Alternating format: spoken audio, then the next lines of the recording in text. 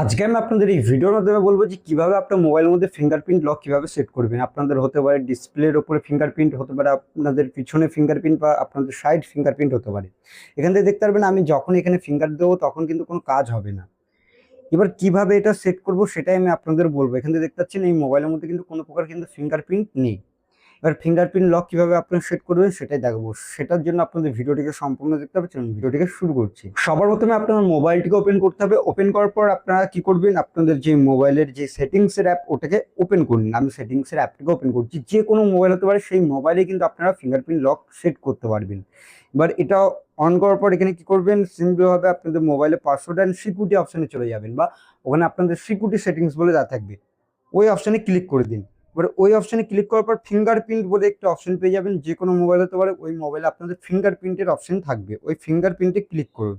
Click করার পর আপনাদের যেই আপনাদের মোবাইলের লকটি রয়েছে ওটাকে দিতে বলবে। আপনাদের হোম স্ক্রিনে যে লকটি রয়েছে ওটা আমি এখান থেকে দিয়ে দিচ্ছি। আমার লকটি দেওয়ার পর এরকমভাবে ওপেন হয়ে যাচ্ছে। এখানে অ্যাড ফিঙ্গারপ্রিন্টের অপশন দেবে, এটাতে ক্লিক করুন। ক্লিক করার পর আপনাদের কোথায় রয়েছে সেটা কিন্তু দেখাবে। যদি সাইডে থাকে সাইডে কিন্তু এরকমভাবে দেখিয়ে দেবে, যদি পিছনে থাকে তাহলে পিছনে কিন্তু দেখাবে।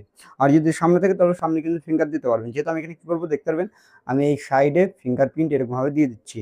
এবার আমি দুটো আঙুলে দেবো, একটা না দুটো আঙুলে এখান থেকে ফিঙ্গার দিয়ে দেখাচ্ছি। এখানে আপনার মাল্টিপল ফিঙ্গার কিন্তু আপনি ইউজ করতে পারেন। আমি এখানে দুটো দিয়ে এখান থেকে দেখিয়ে দিচ্ছি। ফিঙ্গারপ্রিন্ট যখন আপনাদের এখানে সম্পূর্ণ হয়ে যাবে তারপর এখান থেকে আপনারা দেখতে পারবেন আমি ফিঙ্গারটি এখান থেকে পুরোটাই দিয়ে দিচ্ছি। দেওয়ার পর এখানে ফিনিশ অপশনে ক্লিক করে দেবেন।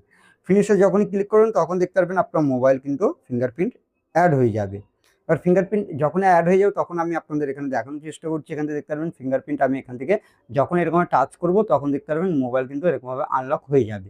আবার যখন আমি এরকমভাবে অফ করবো, করার পর যখন আমি অন্য ফিঙ্গার দেবো তখনও দেখতে পারবেন আমার মোবাইল কিন্তু অন হয়ে যাচ্ছে। এরকমভাবে কিন্তু আপনার মোবাইলে ফিঙ্গারপ্রিন্ট আপনারা এরকমভাবে দিয়ে কিন্তু মোবাইল খুলতে পারবেন। ভিডিওটি ভালো লাগলে অবশ্যই ভিডিওটিকে একটি লাইক করবেন। আর এই চ্যানেলটিতে নতুন আসলে চ্যানেলটি করতে অবশ্যই আপনারা সাবস্ক্রাইব করবেন। যে কীভাবে মোবাইলের মধ্যে ফিঙ্গারপ্রিন্ট সেট করতে হয় সেটাই দেখালাম খুবই সহজে। চলুন ভিডিওটি